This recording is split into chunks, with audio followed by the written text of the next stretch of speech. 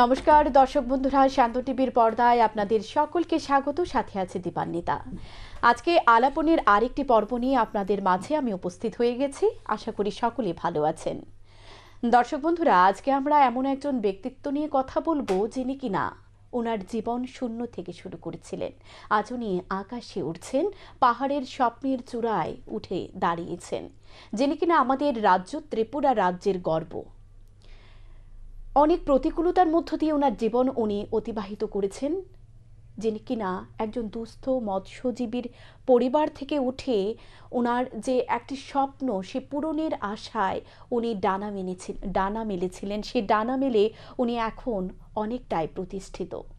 18 বছর ধরে যিনি ডান্স নিয়ে কাজ করছেন, ডান্স শেখাচ্ছেন, শিখছেন দুটোই, যিনি কিনা এত প্রতিকূলতার মাঝে আজ ওনার 150 জন ছাত্রছাত্রীদের প্রশিক্ষণ দিচ্ছেন এবং ওনার গোটা ত্রিপুরাতে ওনার 5টি ব্রাঞ্চ রয়েছে।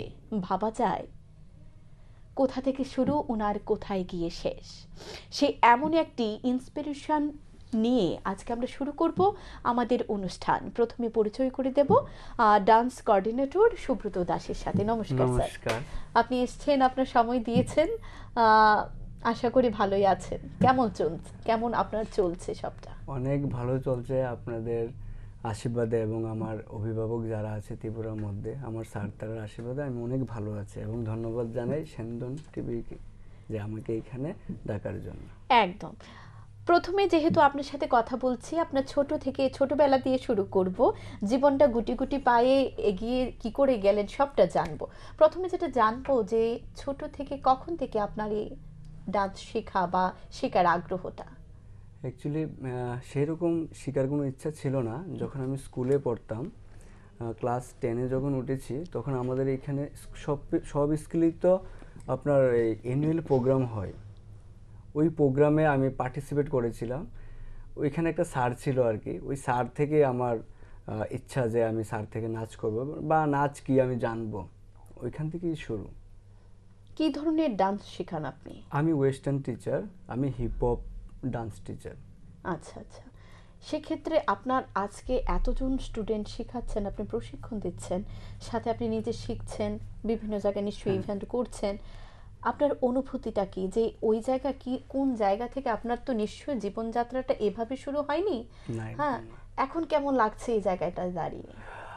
অ্যাকচুয়ালি আমি এই জায়গাতে আসতে পারবো আমি নিজেও কোনোদিন কল্পনা করতে পারিনি। আর আমি যে টিচার হব এটা আমার কোনো সময় মনের মধ্যে ছিল না। আমি ডান্সটাকে ভালোবাসি এবং ডান্সটার প্রতি আমার একটা ছিল যে না, সবাই পারে তো, নাচটা কি আমি দেখবো, টিভির মধ্যে নাচ করে আমিও একদিন স্টার হব, এরকম ভাবতাম আর কি ছোটোবেলা থেকে। তো ওইখান থেকে আমি ডান্স শিখতাম। তারপরে 2-3 জন করে আমার কাছে, আমার এলাকার, তারা বলতো যে আমার বাড়িতে অনুষ্ঠান আছে, তুমি নাচ করো, তোমার নাচ ভালো লাগে। আমিও যেতাম, তারা মিষ্টি দিত, নাচ করতাম। ওইখান থেকে একটু একটু করে সামনের দিকে এগিয়ে চলে আর কি। নাচ শেখার প্রথম যখন শুরু করলেন, মনে হলো যে না, এখন নাচের প্রতি একটা ভালোবাসা জন্মেছে, নাচটা নিয়ে আমি এগোবো। সে ওই সময়টা কেমন ছিল আপনার? অ্যাকচুয়ালি আমি যখন ডান্স শুরু করি, যখন আমি পাড়ার থেকে বেরিয়ে, ত্রিপুরা ডান্স একাডেমি একটা চ্যানেল ছিল, টিটিভি নাম ছিল, ওইখানে ডান্স শিখতাম। তো ওইখানে যখন ডান্সে আমার ফ্রেন্ড তারা অনেক ভালো, মানে কি বলবো, ফ্যামিলিগত অনেক ভালো, যে স্টেবল ছিল। জুতা ছাড়াও আমি নাচ করতে হয়েছে স্টেজের মধ্যে। তারা জুতা পরে নাচ করতে, আমি জুতা ছাড়া, এবং একই ড্রেস, আমি ছেঁড়া ড্রেস পরেও ডান্স করেছি। সাদা কালারের ড্রেস ছিল তখন। আমার ফ্যামিলি থেকে আমাকে কোনো টাকা পয়সা দিত না নাচের জন্য। পড়াশোনার জন্য যথেষ্ট, বাবা যতটুকু পারতো দিত, কিন্তু নাচের জন্য আমার বাড়ির থেকে কোনো দিনই সাপোর্ট করতো না। এবং নাচ শিখে কী হবে এরকম বাবা বলতো আর কি। কিন্তু আমার একটা মনে ছিল যে না, আমি নাচ নিয়ে কোনো কিছুই করব না, কিন্তু আমি চেষ্টা করব আমি ভালো থাকি নাচ করলে, আমার মন ভালো থাকে, আমার কোনো অন্য ধরনের কোনো চিন্তা থাকে না মনের মধ্যে। ওই কারণে আমি নাচটার মধ্যে যাওয়া। তারপর ওইখান থেকে আস্তে আস্তে আস্তে আস্তে একটা একাডেমি প্রথমে পাড়াতে শেখাতাম, তারপরে আগরতলাতে একটা ছোট্ট একটা রুম নিয়েছিলাম। এইভাবেই শুরু করলাম। কিন্তু আপনি যে প্রশ্ন করেছেন যে নাচটা তুমি কখন একদম শুরু করেছো, ওইটা আমার একটু পার্সোনাল লাইফ অ্যাকচুয়ালি। কী বলবো, ওইখানে একটা হয় না যে মানুষ কোনো কিছু একটা ইয়ে হয় না যে কষ্ট, যে এই কষ্টটা মানে পাওয়ার পর আমি দিনরাত ওই ক্লাসেই থাকতাম। আমার মনে এমন একটা কষ্ট ছিল, মানে আমি বাড়িতে যেতাম না, আমি সারাদিন ক্লাসে টাইম দিতাম, সকালে আসলে রাত্রেবেলা বাড়িতে যেতাম, সারাদিন ডান্স করতাম। এটা 2015-এর কথা। তখন ওই থাকার পরে আমি বিভিন্ন স্টাইল ডান্স কিভাবে হয়, আমি আরও ডান্সের মধ্যে সারাদিন শুধু ডান্স নিয়ে বিজি থাকতাম। ওইখান থেকে হঠাৎ করে আমার মানে যেই প্রোগ্রামে যাই ওইখানে আমি ভালো করছি, সবাই আমাকে ডাকে, ওইখান থেকে তারপরে আর পেছনের দিকে যেতে হয়নি। আচ্ছা, ওইটা আর কি। আপনি যে এই নাচ নিয়ে ডান্স নিয়ে এতটুকু আসলেন, এই জায়গায় দাঁড়িয়ে আছেন, আপনার ইন্সপিরেশন কি? কাকে দেখে সেই ইন্সপিরেশনটা জাগলো যে না, এটাই আমার লাইফ লাইন? ওই বললাম না যে স্যার আমার স্কুলে এসেছিল এবং আমি পার্টিসিপেট করেছিলাম, তখন ওইখানে স্যারকে দেখে, যে স্যার আমাদের 150-200 লোক মানে ছাত্রছাত্রীকে মাঠের মধ্যে নাচ শেখাচ্ছিল, তখন আমি ভাবতাম আমি যদি ভালো ডান্স করি আমিও স্যারের মধ্যে একদিন ডান্স শেখাবো। ওইখান থেকেই। সেটা ছোটবেলা থেকেই? হ্যাঁ। সেক্ষেত্রে বাড়ি থেকে কতটুকু সাপোর্ট পেয়েছিলেন? বাড়ি থেকে নাচের জন্য কোনোদিনই সাপোর্ট পাইনি, কোনোদিনও। আপনি ছোটবেলা থেকে ডান্স শিখছেন, যেটা আমরা দেখতে পাই স্কুলের মধ্যে কেউ যদি একটু ভালো গান করে নাচ করে, ওদের খুব কদর থাকে, খুব ভালোবাসা থাকে, যে ও তো খুব ভালো ডান্স করে, যে কোনো একটা প্রোগ্রামে সে ডান্স করলো, একটা মিষ্টির প্যাকেট নিয়ে বাড়ি আসলো, এই যে একটা ভালোবাসা, সেটা কি কখনো পেয়েছেন স্কুলের বন্ধুদের কাছ থেকে? স্কুলের মধ্যে পেয়েছি, এবং আমাদের দুর্গাপূজার সময়, আমাদের যে দুর্গাপূজার সময় ক্লাবে ডান্স হয়, সব প্রাইজ আমি আনতাম বাড়িতে। সব মানে যে কটা প্রাইজ থাকতো সব কয়টা প্রাইজ আমি আনতাম। তারপর আরেকটা জিনিস হলো, এই যে আপনি বলেছেন যে ডান্স করার পরে যে অনুভূতিটা, এটা সেই রকম লাগে যখন মানুষ আমাকে ভালো বলে হাততালি দেয়, তখন তো ওই জিনিসটা মানে কি বলবো আর। সে ডান্স করার ক্ষেত্রে আপনার জীবনে তো নিশ্চয়ই অনেক প্রতিকূলতা এসেছে, অনেক বাধা বিপত্তি পেরিয়ে এই জায়গায়, সে ছোট ছোট কিছু বিষয় যদি দর্শকদের উদ্দেশ্যে বলা যায়। আচ্ছা, ওই জিনিসটা হয়ে আছে আমার মনে। 2-3টার কথা বলছি। আমাদের এলাকায় আমার ফ্রেন্ডের মধ্যেই 1-2 জন ছিল যে আমাকে বলতো যে ডান্স করে তুই কী করবি, হ্যাঁ বিজনেস কর, অটো চালা, টাকা ইনকাম কর, তুই ডান্স শিখে বিয়ে বাড়িতে গিয়ে নাচ করবি, তারপরে ওই আমাদের যে দুর্গা পূজায় এখানে নাচ করবি, ছেড়ে দে আমাদের সাথে, এরকম বলতো। আমার বাড়িতে বলতো ও সারাদিন কী করে, কী ড্রেস পরে, এরকম অনেক কথাই শুনতে পেয়েছি। এবং বললাম না যে জুতা ছাড়া নাচ করতে হয়েছে আমাকে একটা সময়ে। আমার ফ্রেন্ড তারা আমাকে হেল্প করতো না, কিন্তু এখন আমার অনেক ফ্রেন্ড, কারণ ত্রিপুরার মধ্যে যতটা ডান্স একাডেমি আছে সবাই, কারণ আমি তো সিনিয়র, অনেক পুরনো, সবাই আমাকে শ্রদ্ধা করে এবং সবাই আমাকে সেরকমভাবে ডাকে, প্রোগ্রামে যায়। সে এই যে কষ্টের দিনগুলো, এগুলো মনে আসলে অনেক কিছুই আসে, সে দিনগুলোতে কার সাপোর্ট বেশি পেয়েছিলেন বা কাকে পাশে পেয়েছিলেন?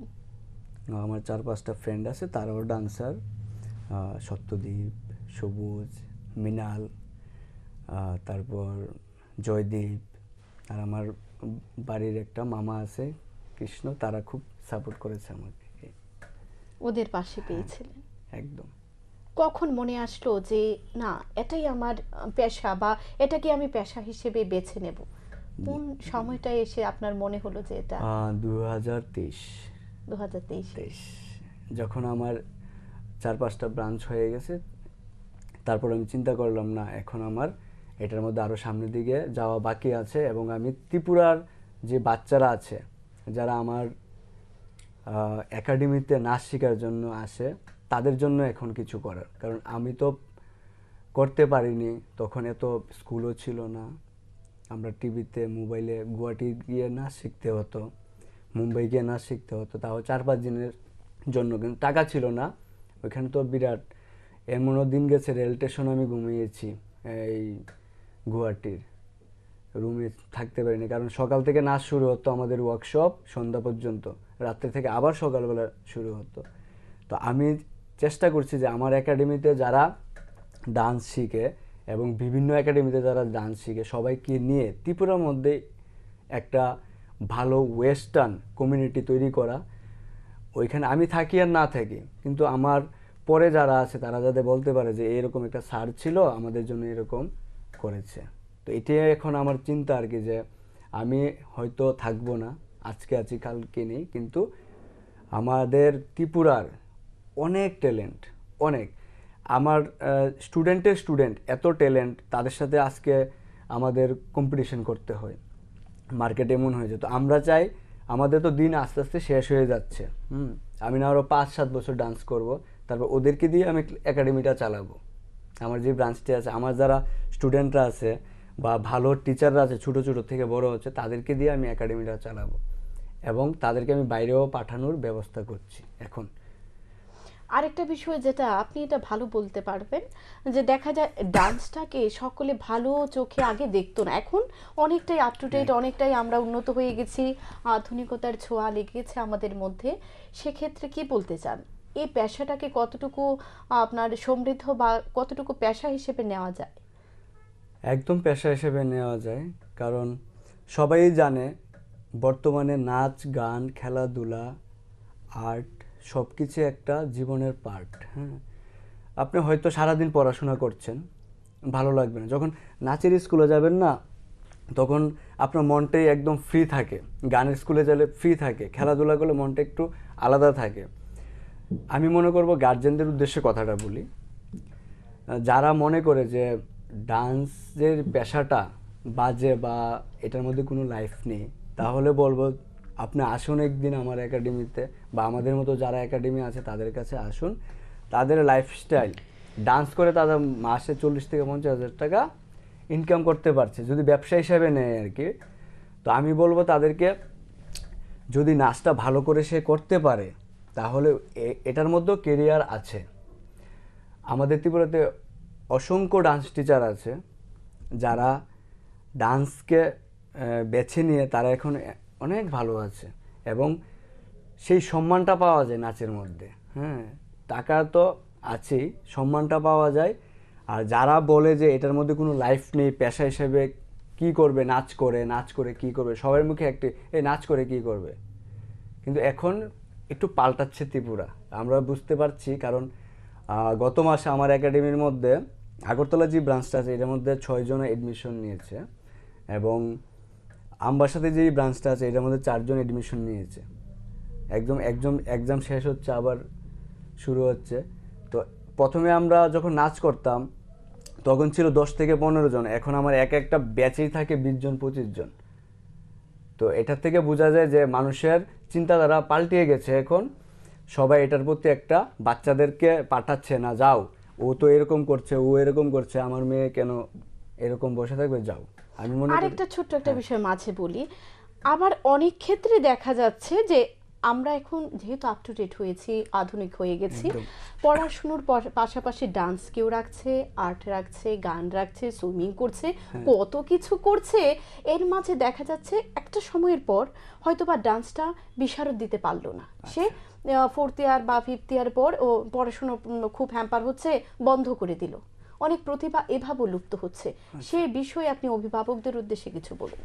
আচ্ছা, অভিভাবকদের উদ্দেশ্যে একটা কথাই বলবো, যদি আপনার বাচ্চা করতে চায় যে কোনো নাচ খেলাধুলা, আপনি ওকে বাধা দেবেন না, একদমই দেবেন, এটা আপনার উচিত না। ও যদি করতে চায় ওকে আপনি সাপোর্ট করেন, পাশে দাঁড়ান। হ্যাঁ, যে তুই কর, ও একটা সময় করবে মা আর করব না, যদি ও না পারে নিজের থেকেই বলবে যে না মা আর যাব না ডান্স ক্লাসে, খেলাধুলাতে যাব না এখন, কিন্তু আপনি নিজের থেকে ওকে বলবেন তুই যাবি না। যদি ও বাচ্চাটা যেতে চায় তাহলে আপনি নিশ্চয়ই, আমি বলবো ওর বাচ্চাটার পাশে থেকে ওকে নিয়ে যান। আর আরেকটা কথা বলছি, আপনি যে প্রতিভার কথা বলছেন, যেমন 4th ইয়ারে এক্সাম দিতে পারিনি, ত্রিপুরাতে শুধু আমার একাডেমিতেই সুপার মমস একটা গ্রুপ আছে, সুপার মমস গ্রুপে 16 জন মমস ডান্স করে। আমার ফেসবুকে অনেক ভিডিও আছে মমসরা, এবং বিভিন্ন কম্পিটিশনেও তারা করে। 2021-এ না, লকডাউনের পরে তারা তাদের গুয়াহাটি গিয়ে সুপার মমসে অডিশন দিয়েছে আমার এখান থেকে। হ্যাঁ, মমসা তাদেরকে জিজ্ঞেস করেছে আপনি এখন ডান্স করবেন? তখন আপনারা এই কথাটা বলেছে যে আমি একটা সময় নাচ করতাম, আমার মা বাবা আমাকে নাচ করতে দেয়নি, ক্লাসিক্যাল ডান্সার, এখন আমি আমার ওই জার্নিটা আবার স্টার্ট করব। একদম। হ্যাঁ, তো ওই জিনিসটা থেকে আমি এটাই বুঝতে পারলাম যদি আজকে তারা ডান্স করতে হয়তো বা আমাদের থেকেও বড় একদম কিছু একটা ত্রিপুরাকে অনেক জায়গাতে রিপ্রেজেন্ট করতে পারতো।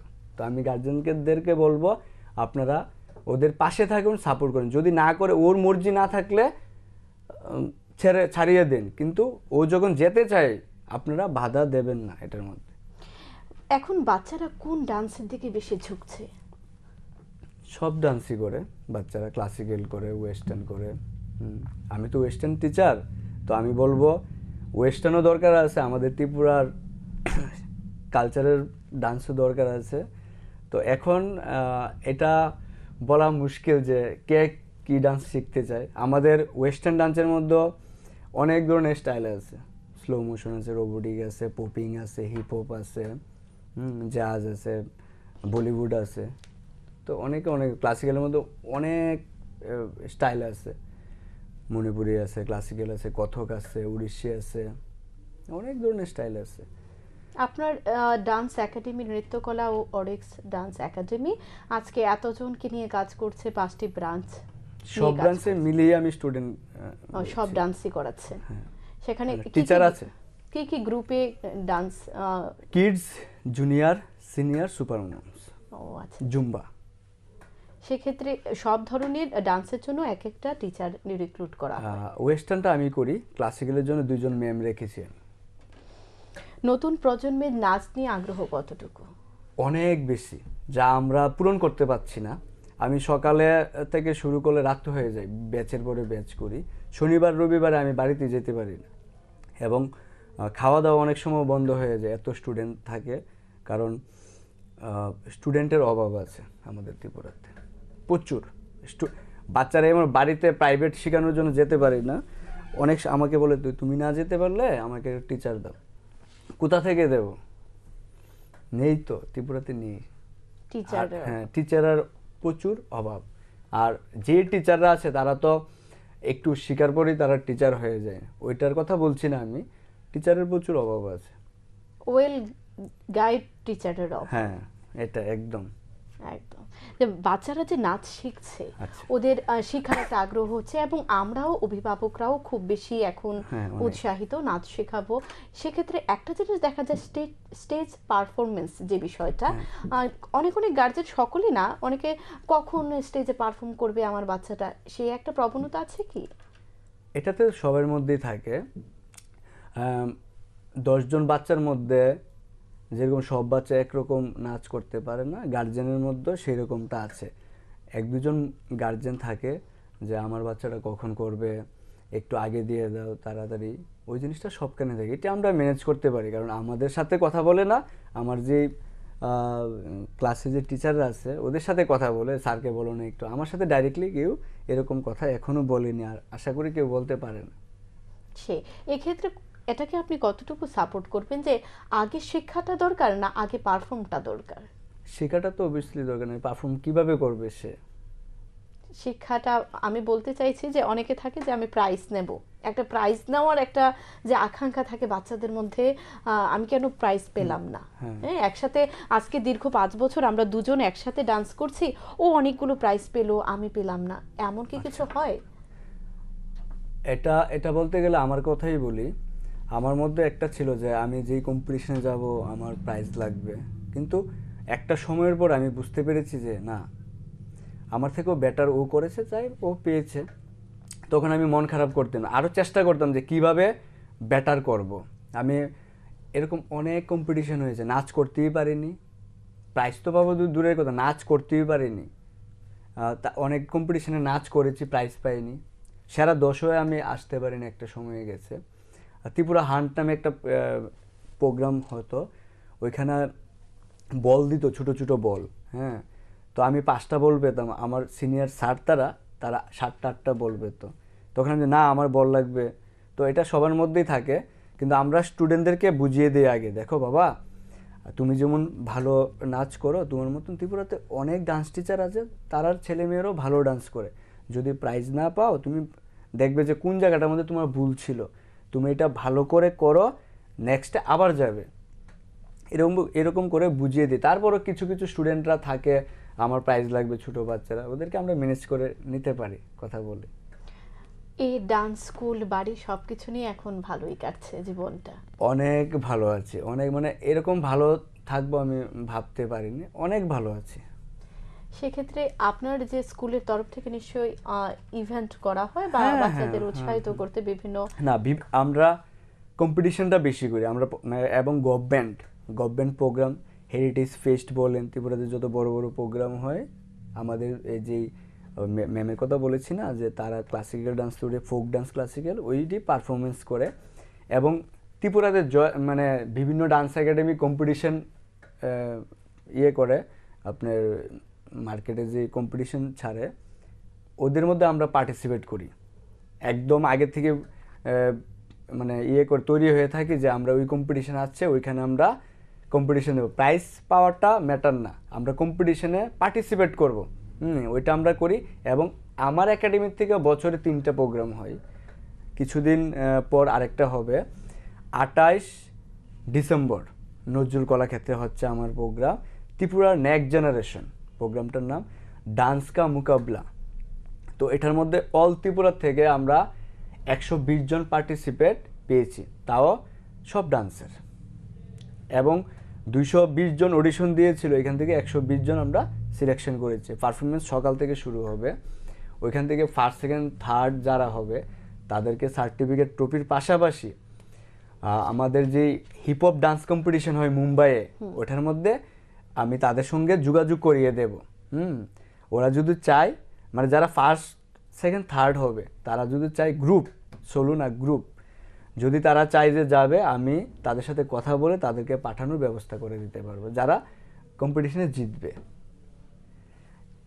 আর আমার এখান থেকে বছরে 3টা প্রোগ্রাম হয়, এটার মধ্যে অ্যানুয়াল প্রোগ্রাম হয় একটা, আমি নিজে একটা কম্পিটিশন করাই, আর একটা শোকেস করাই, ব্যাটেল, মানে এটা ডান্সের প্রতি ডান্সের একটা যুদ্ধ হয় আর কি, যেটাকে বলে, এটা করাই বছরে 3টা। নিশ্চয়ই খুব ভালো লাগলো আপনার সাথে কথা বলে। আরেকটা, যেহেতু অনুষ্ঠানের একেবারে শেষ প্রান্তে আমরা বলবো যে এখন নতুন নতুন কিছু প্রতিভা উঠে আসছে আমাদের ত্রিপুরাতে, ওদের উদ্দেশ্যে কিছু যদি বলেন। ওদের উদ্দেশ্যে একটা কথাই বলবো, ত্রিপুরাতে আমরা যখন ডান্স শুরু করেছি তখন এত স্কুল ছিল না, এত টেকনিক ছিল না, মোবাইলের এত ইয়ে ছিল না। আমরা ওইখানে গিয়েছি ডান্স শেখার জন্য। আমি মনে করব তোমাদের কাছে যেই ট্যালেন্ট আমি দেখি এখন কম্পিটিশনে, প্রচুর ট্যালেন্ট, প্রচুর স্টাইল, ডান্সের গ্রোথ এরকমভাবে লাফিয়ে লাফিয়ে বাড়ছে। আমি তোমাদেরকে একটাই কথা বলবো, তোমরা ত্রিপুরাকে এমন জায়গাতে নিয়ে যাও যেটা আমরা করে দেখাতে পারিনি। আমরা যতটুকু করেছি ত্রিপুরার জন্য অনেক কিছু করার চেষ্টা করেছিলাম, পারিনি। এখন তোমাদের সময়, তোমরা করো। আমি চাই, আমি ত্রিপুরাকে এমন জায়গা দেখতে চাই যে ত্রিপুরা মধ্যে এত ট্যালেন্ট আছে, মানুষ যাতে ত্রিপুরাতে ত্রিপুরা। হ্যাঁ, একবার একটা কথা বলি, ছোট্ট একটা, একবার অডিশন দিতে গিয়েছিলাম dance Bangla, dance Tripura dance India dance से। मुझे बोला कहाँ से है, मैं त्रिपुरा से हूँ। त्रिपुरा कहाँ पे? হ্যাঁ, যখন আমি ভিতরে গিয়েছি অডিশন দেওয়ার জন্য, कहाँ से है रे तू? ऐसे मैंने बोला त्रिपुरा से। कहाँ पे त्रिपुरा? 1 मिनट देखा डांस, हाँ हाँ हो गया भाई, चलो। ऐसा क्योंकि त्रिपुरा में टैलेंट नहीं है ना, तो उसने बोला, फिर में बोल रहा है हिंदी में त्रिपुरा में तो टैलेंट नहीं है। তো আমি তো বুঝতে পারছি। তো আমি তোমাদেরকে বলবো, ওই স্যার তারা যাতে কয় যে ত্রিপুরাতে ট্যালেন্ট আছে, ত্রিপুরা সে আয়ো আন্দার আও, তো এই জিনিসটা তোমরা কইরা দেখাও। একদম একদম। অনেক অনেক ধন্যবাদ আপনাকে, আপনি এসেছেন, আপনার মূল্যবান সময় দিয়েছেন, দর্শকদের উদ্দেশ্যে বহু কথা বলেছেন এবং আপনাদের স্টুডেন্টদের উদ্দেশ্যে বলেছেন যে ছোট ছোট বাচ্চারা এখন যারা প্রতিভাবান উঠে আসছে ওদের উদ্দেশ্য অনেক কিছু বললেন। আশা করি আপনার কথাগুলো সবকিছু ওরা বুঝতে পেরেছে এবং ওরা ওরা যে ডান্সের যে জীবনযাত্রায় আপনার কথাগুলো সবকিছু কাজে লাগাবে। দর্শক বন্ধুরা, আমরা এতক্ষণ কথা বলছিলাম সুব্রত স্যারের সাথে, ওনার জীবন শুরুটা এবং এখন কোথায় এসে দাঁড়িয়েছে, এবং ছোট ছোট ওনার যে শিক্ষক হিসেবে যে ছোট ছোট ছাত্রছাত্রীরা আছেন সকলকে উৎসাহিত করেছেন। সকলে আসলে আমরা সকলে মিলে চাইলে ত্রিপুরাকে একটি বিশ্বের দরবারে একটা সর্বোচ্চ স্থানে নিয়ে যেতে পারে, সে প্রয়াস আমাদের সবসময় থাকবে এই আশা রেখে আজকে শেষ করছি আলাপন। সকলে ভালো থাকবেন, সুস্থ থাকবেন। নমস্কার। নমস্কার।